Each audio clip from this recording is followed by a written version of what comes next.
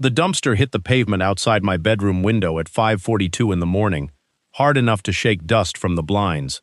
A garbage truck idled 11 feet from my wall, while HOA president Heather Caldwell directed the driver onto what had been a landscaped buffer between my cottage and the Alder Creek clubhouse. Rotting bags already leaked dark liquid across the fresh gravel. When I stepped outside with my phone recording, Heather pointed at my porch and said, "Interfere with an HOA contractor, and I'll fine you every day it stays blocked." I didn't touch the truck. I asked the driver to show me the placement order. He handed me a worksheet listing the clubhouse enclosure, not my lot line. Then the county inspector I had called the night before arrived, opened the approved site plan across his hood, and tapped the strip beneath our feet. Landscape buffer. No service structures. Heather stopped smiling, but she didn't order the dumpster removed. Instead, she claimed the board had approved a private amendment. That claim led me to a meeting invoice, a missing permit, and evidence that the dumpster was never meant to be temporary. My name is Caleb Rowan. I was 47 then, and I had spent 19 years supervising maintenance for 3 public schools. I knew the difference between an emergency repair and a permanent installation disguised as one. The afternoon before the truck arrived, 2 workers had scraped out the grass beside my foundation, spread crushed stone, and painted a white rectangle large enough for a commercial container. Heather told me they were repairing drainage. I photographed the work, then called county compliance after finding no project notice on the HOA portal.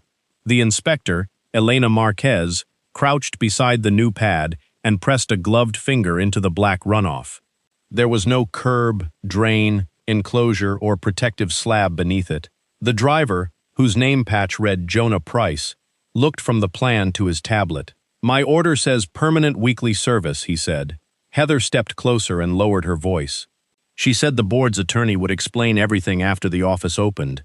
Elena answered that attorneys could argue rights later. For now, she was documenting what existed on the ground. She photographed the distance to my bedroom wall, the air conditioning intake beneath the window, and the truck's order number. She did not declare the property rights or threaten an arrest. She simply told Heather that the county file would be checked against the installation. Jonah refused to unload any more bags until his dispatcher confirmed the location. Heather walked toward the clubhouse, already making calls. As she passed me, she promised that my first obstruction fine would be delivered before noon. I kept filming. On the lower corner of Jonah's worksheet, beneath the clubhouse address, someone had written a gravel contractor's invoice number by hand. I photographed it before he folded the page. The first 4 digits matched the number printed on a receipt one of the workers had dropped beside my fence the day before. The receipt did not say drainage repair, it said service relocation, phase 1. For the first time that morning, the smell bothered me less than the wording. A phase 1 meant somebody had already planned what came next. The words on that receipt changed the shape of the morning. Drainage repair could have meant a crew correcting a low spot. Service relocation meant someone had selected a destination, priced the work, and divided it into stages before a truck ever reached my window. My cottage sat on Lot 47, the last residential parcel along the eastern side of the Alder Creek clubhouse. The bedroom wall faced a 25-foot strip of HOA-owned ground planted with wax myrtles, dwarf oaks, and thick ornamental grass. Beyond that buffer were the clubhouse kitchen and a narrow service road. The arrangement was not accidental. It separated household windows from delivery vehicles, mechanical equipment, and trash collection. I had bought the cottage after my divorce because it offered something very simple, a quiet room where I could sleep after maintenance calls. The clubhouse was active on weekends, but its service traffic stayed behind the masonry enclosure. The buffer absorbed voices and headlights, and the shrubs kept guests from looking into my bedroom. I maintained the fence and planting edge on my side, while the HOA maintained the center strip. Neither of us owned the right to erase the restrictions attached to it. The approved refuse enclosure stood 236 feet from my bedroom, at the far end of that service road. It had a concrete floor, a drain connected to the clubhouse system, a 6-foot masonry screen, and gates wide enough for a collection truck. I had walked past it for 9 years without giving it much thought. Now its gates were open, one wall had been partially dismantled, and stacked patio pavers occupied half the concrete pad. At 10:18 that morning, Heather emailed the neighborhood. She described the move as a short operational adjustment required by an urgent kitchen renovation. She did not mention the gravel pad, the permanent service notation, or Elena's inspection. She said the container would remain near Lot 47 only until contractors finished their work. I replied through the HOA portal instead of arguing in the street. I requested the board vote, the site plan amendment, the exterior permit, the waste contract, and the expected removal date. I attached photographs showing the container, the runoff, the distance to my wall, and the original enclosure. Then I asked that collection be suspended until the location was verified. The first metal lid slammed at 6:07 the next morning. The sound came through the closed window like a sheet of roofing dropped onto concrete. By afternoon, the air outside the bedroom carried a sour, sweet odor from discarded food. My air conditioning intake sat below that window, so I shut the system off and opened windows on the opposite side of the house. It was an inconvenience then, not yet proof of damage, and I recorded it that way. Heather's formal response arrived before sunset. It was not a permit or an amendment. It was a violation notice accusing me of interfering with common area maintenance and warning that the board could assess daily fines if I contacted contractors directly. The notice cited a general rule allowing the HOA to maintain common property. It said nothing about moving permanent service equipment into a protected buffer. That evening, Victor Chen, the HOA treasurer, sent a message from his personal account. Victor was careful with his words. He said the board had discussed losing access to the original enclosure during the kitchen project, but Heather presented the inconvenience as temporary. He remembered no vote approving a gravel pad beside my home. He also forwarded the agenda from the meeting. The only related item read, "Temporary clubhouse service adjustments, maximum 30 days. I saved his message in 3 places and avoided asking him to take sides. Victor was giving me a record, not volunteering to become my witness. The next morning, I drove to the county planning counter. Elena had already placed her photographs in the compliance file, but she explained that her inspection did not by itself decide what the HOA could build. I requested certified copies of the original site plan and every later revision. The clerk returned with a heavy paper set bearing approval stamps, dates, and numbered change boxes. The refuse enclosure appeared exactly where it had always stood. Lot 47 was separated from it by the landscaped buffer. Beside the strip outside my bedroom, the plan repeated the restriction Elena had shown Heather. I turned to the revision schedule, expecting at least some reference to Heather's private amendment. Every numbered line was blank. The blank revision schedule did not prove that every change at Alder Creek was forbidden. It proved something narrower and more useful. Heather's claimed amendment was not part of the approved plan set in front of me. Elena helped me compare the sheets with the county's permit index. Alder Creek had filed legitimate revisions over the years: a larger clubhouse roof, 2 redesigned parking islands, and an accessible entrance. Each one carried a date, an application number, and a matching mark in the revision block. The current kitchen permit appeared too, but its scope stopped at cabinets, plumbing fixtures, wiring, and interior finishes. It authorized no exterior pad, refuse enclosure, drainage work, or change in collection access. The site plan also explained why the 2 locations were not interchangeable. A note beside the original enclosure required a hard, drained surface screened from nearby homes. The strip beside Lot 47 carried a separate notation preserving the full 25-foot landscaped buffer. Moving a steel container across the map was not ordinary maintenance. It changed how trucks, runoff, noise, and lighting reached the neighboring house. None of that alone decided my case, but it gave Warren concrete standards against which to measure what Heather had ordered. I purchased certified copies and scanned them that afternoon. Then I called Warren Lee, a civil engineer whose firm had reviewed drainage work for one of my schools. I told him I needed observations and measurements, not a promise that he could win an argument. He agreed to inspect the site the following morning.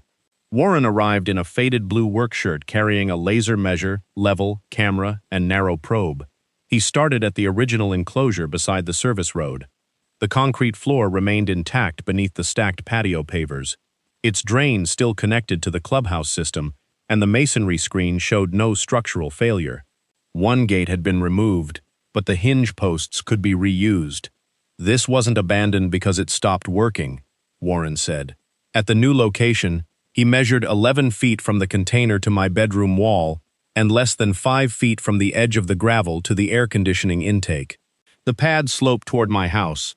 It had no curb to contain liquid, no drain, no washable surface, and no screen between the container and the window.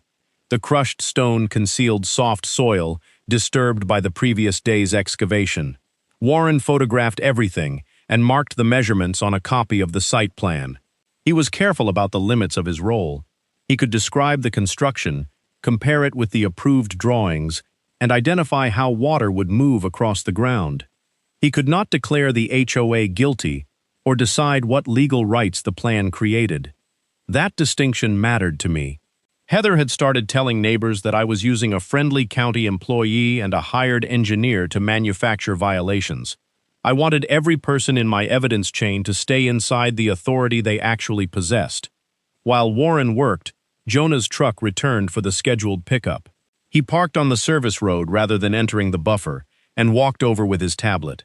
His dispatcher had added a note after our first conversation. Permanent weekly collection. Customer-designated site. The customer contact was Heather Caldwell. I asked whether he could send me the order himself. Jonah shook his head, explaining that company records had to come through management. Instead, he gave me the office number and the name of the route supervisor. Warren photographed the tablet only after Jonah obtained permission from dispatch. The timestamp and order number matched the sheet from the first morning. That afternoon, I sent Heather and every board member an evidence preservation letter. It requested that they retain contracts, invoices, emails, text messages, meeting materials, security footage, and communications with the waste and gravel companies. I attached the certified plan, permit index, Warren's preliminary measurements, and both service order numbers.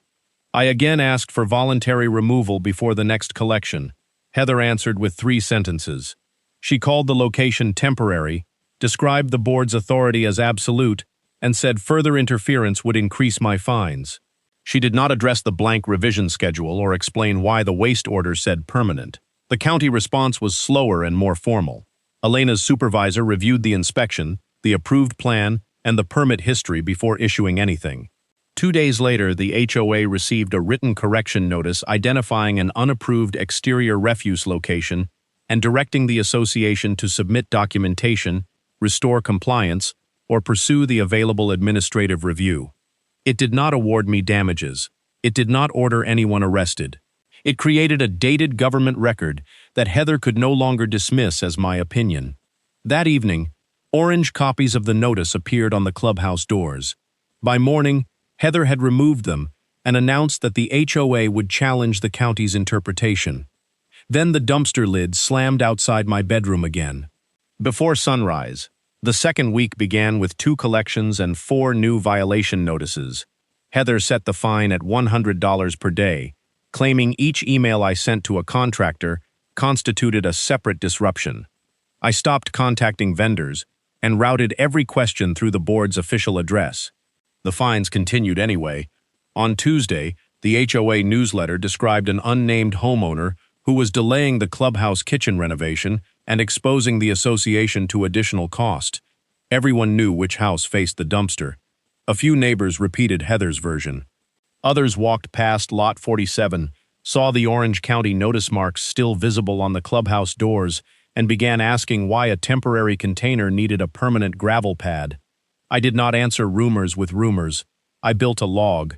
Every entry included the date, time, temperature, wind direction, photographs, and a short description of what I could observe. I recorded steel lids at 5:58 a.m., truck headlights crossing my blinds, flies collecting around the window screen, and brown liquid traveling through the gravel after a brief rain. I kept receipts for filters, cleaning supplies, and the nights I slept on the living room couch because the bedroom smelled like spoiled fruit. When the air conditioning intake began carrying the odor through the house, I called a licensed service company. The technician cleaned the exterior intake, replaced contaminated insulation around the housing, and recommended keeping the system off until the waste source was moved or properly contained. His invoice was $860. He did not diagnose an illness or claim the dumpster had poisoned the house. He documented residue, odor, the work performed, and the location of the intake. That restraint made his report harder to attack. Victor contacted me again after the board held an emergency session without homeowners present. He would not send confidential legal advice, and I did not ask him to. He did provide materials that should already have been available to members: the public meeting packet, approved expenditure ledger, and vendor invoice list. The gravel invoice carried the same number I had photographed on Jonah's worksheet. Its full description read, "Permanent Service Relocation, Phase 1, including vegetation removal, base preparation, and truck access." Heather had approved the payment under clubhouse maintenance. The invoice was dated 12 days before the board meeting that supposedly authorized only a 30-day adjustment. The expenditure ledger revealed another problem. Heather had divided the gravel work into 2 invoices, each just below the amount requiring a second officer's signature. Victor had approved neither payment, although an accounting note said, "Treasurer notified." Bank records showed the manager released both checks on Heather's written instruction. That did not prove theft. The HOA received work for its money. It did show how Heather had bypassed the board's normal financial control. Another attachment showed why the original enclosure was being dismantled. The clubhouse renovation drawings included an optional terrace extension across the existing service area. Patio pavers were stacked inside the enclosure because the contractor intended to expand the rental terrace over that concrete. The option had not been approved in the county's interior work permit, but Heather had already requested pricing. Her motive was not difficult to understand. Alder Creek rented the clubhouse for weddings, reunions, and private events. A larger terrace could bring in more revenue and reduce pressure for higher dues. Heather believed the board should act quickly before construction prices increased. Several homeowners might even have supported the proposal if it had been presented honestly and permitted properly. Instead, she had treated the buffer beside my bedroom as the cheapest place to transfer the inconvenience. The strongest email came from Heather herself. 3 weeks before the gravel work, she told the clubhouse manager that moving the dumpster would free the entire west service pad for revenue space. She added that Lot 47 had only 1 occupant and would create less resistance than relocating parking or reducing the terrace. Nothing in the message mentioned a temporary kitchen emergency. Victor also discovered that Heather had never circulated the county correction notice to the full board. 2 directors learned about it only when homeowners asked about the orange postings. At the next meeting, they demanded that the notice, permit file, and relocation expenses be placed on the agenda. Heather refused, saying the county matter was under administrative review and public discussion would weaken the HOA's position. She then doubled my accumulated fines to $1,400 and scheduled another collection before dawn. By then, the dispute had cost me more than sleep. It was consuming work breaks, evenings, and money I had saved for repairs to my own home. Still, I resisted the urge to block the truck or drag the container away. The dumpster stood on HOA-owned ground, and any physical response would give Heather the obstruction case she kept trying to manufacture. I organized the evidence chronologically and sent it to Leah Benton, a property attorney recommended by Warren. She called the following afternoon. The approved site plan mattered, she said, but the case would not rest on one drawing. She wanted the declaration, the nuisance record, the permit history, and proof of who authorized the permanent service contract. Then she pointed to an entry in the HOA expenditure ledger. Payments to the waste company under my address had begun 3 months before the board's temporary relocation vote. "Caleb," she said, "we need the contract behind these payments." Leah began by separating 3 questions Heather had kept blending together. The county could enforce its approved plans and permits. The HOA board could manage common property within the authority granted by its declaration. I could seek relief for the continuing interference with my home, and for enforcement of promises contained in those recorded documents. None of those paths made the others automatic, but together they prevented Heather from reducing the dispute to a personality conflict. The declaration required common area improvements to conform to governmental approvals and prohibited material changes that interfered unreasonably with a neighboring lot. It also gave the board maintenance authority, the provision Heather quoted in every notice. Leah did not pretend that language disappeared. She explained that maintaining an approved enclosure was different from creating an unapproved permanent service site beside a bedroom. Her demand letter went to the HOA, its management company, Heather, and the association's attorney. It requested removal of the dumpster, cancellation of my fines, restoration of the buffer, preservation of records, and reimbursement of documented expenses. It included a proposed 7-day schedule that would let the waste company use the original concrete enclosure while its missing gate was replaced. The HOA's attorney answered on the final afternoon. He argued that the container remained temporary, that the board controlled its common area, and that my inconvenience did not justify emergency court relief. He offered to pause additional fines if I stopped contacting the county and withdrew my request for the vendor contract. Leah advised me not to accept. The county proceeding was public enforcement, not a bargaining chip I controlled. More importantly, the offer left the dumpster in place and concealed the document that could establish whether temporary was ever true. We filed a verified civil complaint the following week. It did not accuse Heather of crimes or ask a judge to imprison anyone. It sought enforcement of the declaration, relief from a continuing private nuisance, cancellation of the fines, and an order preventing further service construction in the protected buffer. Alongside it, Leah filed a motion for a preliminary injunction supported by my log, Elena's certified records, Warren's measurements, the service orders, the HOA invoice, and Heather's own email about revenue space. Leah warned me that a preliminary injunction was not a final victory. We had to show a credible claim, continuing harm, and why waiting for a full trial would leave ordinary money damages inadequate. The HOA would have a chance to answer, cross-examine witnesses, and offer its own interpretation. That process could take weeks, not hours. I signed the filing knowing the outcome remained genuinely uncertain. The county continued its administrative review separately. The HOA had submitted a one-page appeal claiming the site plan showed preferred locations rather than binding restrictions. County staff requested the recorded approval conditions and scheduled a hearing. Leah treated that process as supporting evidence, not a substitute for our case. The court set an accelerated schedule, limited to the injunction issues.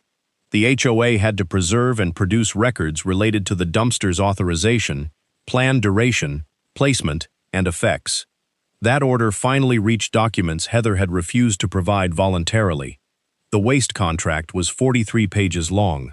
Its effective date was 3 months before Victor's 30-day agenda item. Heather had signed as HOA president, designated the edge of Lot 47 as the permanent collection point, and selected a 5-year service term. An attached route diagram placed the container beside my bedroom wall. The original clubhouse enclosure appeared only as the prior location. There was no board resolution attached to the signature page. The contract did not prove every legal issue by itself. Heather might still argue that her office allowed her to sign routine vendor agreements. But its term, map, and date directly contradicted the temporary emergency explanation presented to the board, the county, and the neighborhood. Discovery also produced an email Victor had sent before the gravel work. He warned Heather that moving the enclosure required county review, a board vote, and revised contractor pricing.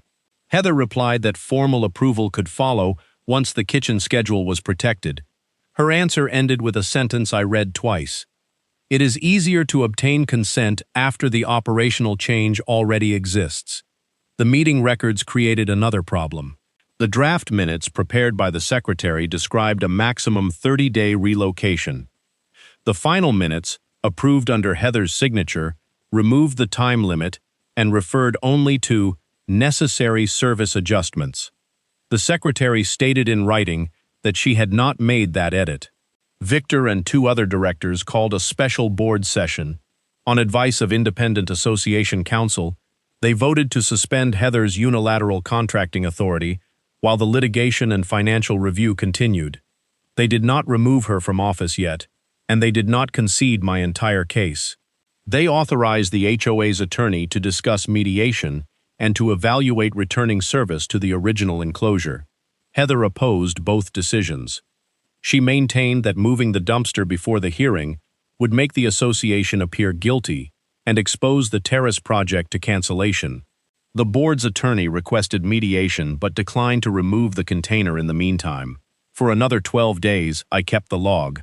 Collections shifted later in the morning, but the odor and runoff remained. My accumulated fines stayed on my account, marked disputed. I slept on the couch and watched the hearing date approach. The night before court, Leah arranged the evidence in layers: approved plan, physical measurements, written claims, contract, internal warnings, altered minutes, and documented harm. No single sheet had to carry the case alone. The next morning, Heather entered the courtroom, holding the same site plan she had once called an old piece of paper. The judge began by narrowing the hearing. She was not there to decide the county's administrative appeal, approve a terrace, or conduct a final trial. The question was whether the evidence justified temporary protection while the civil claims proceeded. The HOA's attorney went first. He emphasized that the dumpster stood on association-owned land and that the declaration gave the board broad authority to maintain common facilities. He described the kitchen project as necessary, the relocation as reversible, and my complaints as conditions that money could address later. He also argued that the county had not completed its appeal process, so the site plan dispute remained unsettled.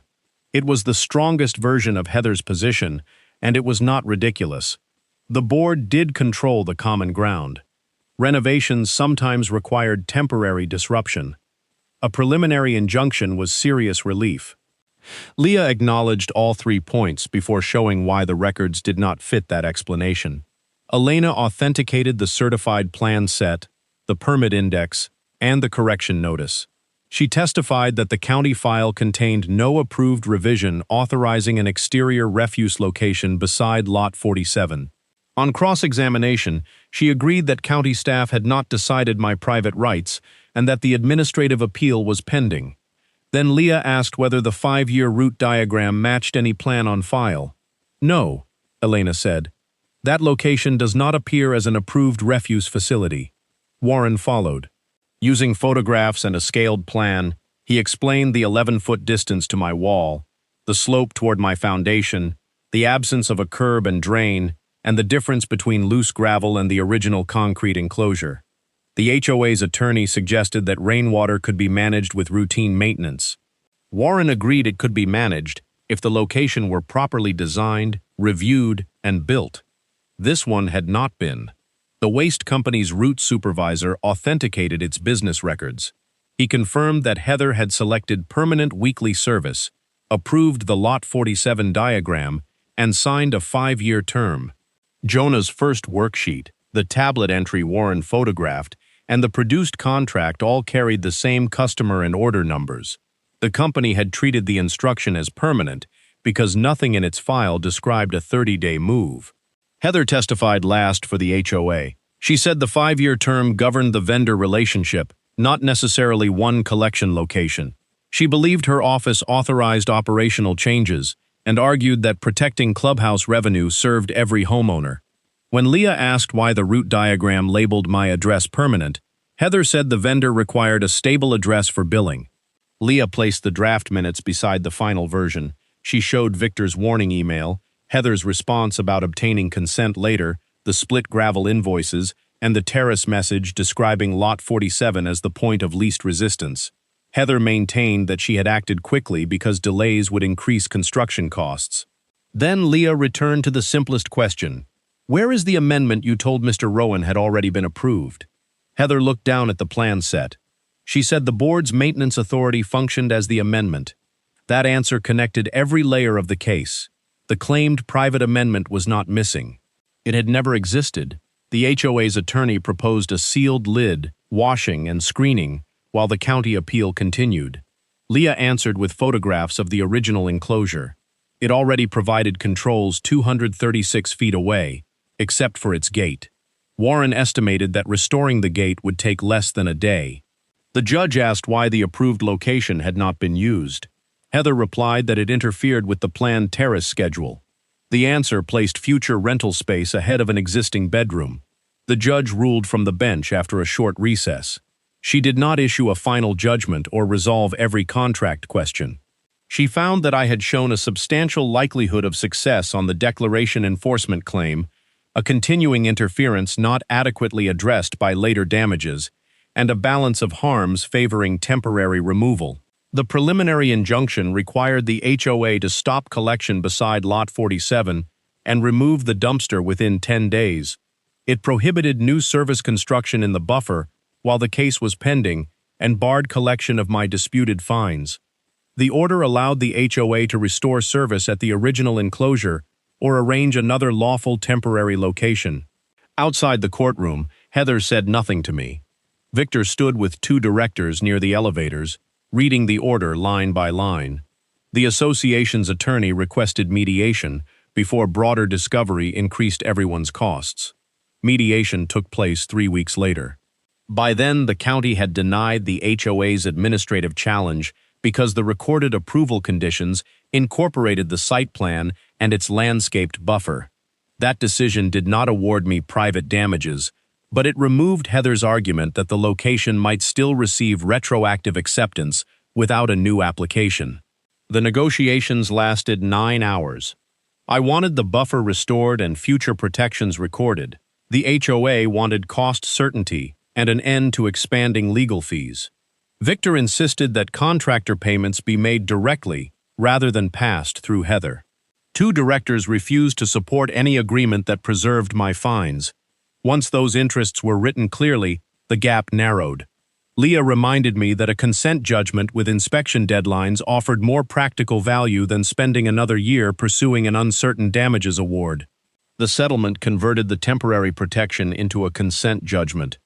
Alder Creek agreed that no refuse, storage, or service equipment could occupy the Lot 47 buffer without lawful county approval and the authorization required by the declaration. The association would remove the gravel, correct the slope, replace damaged landscaping, clean the affected edge of my property, and rebuild the screened enclosure beside the clubhouse service road. The relocation and enclosure work cost the HOA $18,700, paid directly to licensed contractors. My $1,400 in fines was canceled. The association reimbursed me $12,460, $860 for HVAC service, $3,100 for engineering and certified records, and $8,500 toward negotiated attorney fees. The figures came from invoices. There was no punitive jackpot and no secret insurance check. In return, I released claims for additional monetary damages once the physical work passed inspection. The HOA did not admit criminal wrongdoing. Heather's authority to sign contracts remained suspended, and an independent review of the split invoices was reserved for the board rather than turned into an unsupported accusation of theft. 10 days after the hearing, I woke before sunrise to the low diesel hum of a collection truck. For one reflexive second, I expected another steel lid to crash outside the window. Instead, the truck's hydraulic arms closed around the dumpster to take it away. The dumpster rose above the wax myrtles, swung once beneath the truck's arms, and disappeared onto the service road. The driver did not empty it beside my house. He carried it back to the approved enclosure, where a new steel gate had already been installed. Removal was only the first requirement. Over the next 4 days, a licensed crew excavated the stained gravel and disposed of it with the other construction debris. Warren watched the grading work and confirmed that surface water now moved away from my foundation. The crew replaced the damaged planting edge with dwarf oaks, ornamental grass, and young wax myrtles matching the original buffer. County staff inspected the restored strip and closed the correction notice after the work matched the approved plan. At the clubhouse, contractors cleared the patio pavers from the refuse enclosure, repaired the masonry, tested the drain, and hung a screened gate wide enough for the collection truck. The optional terrace extension was removed from the active construction schedule.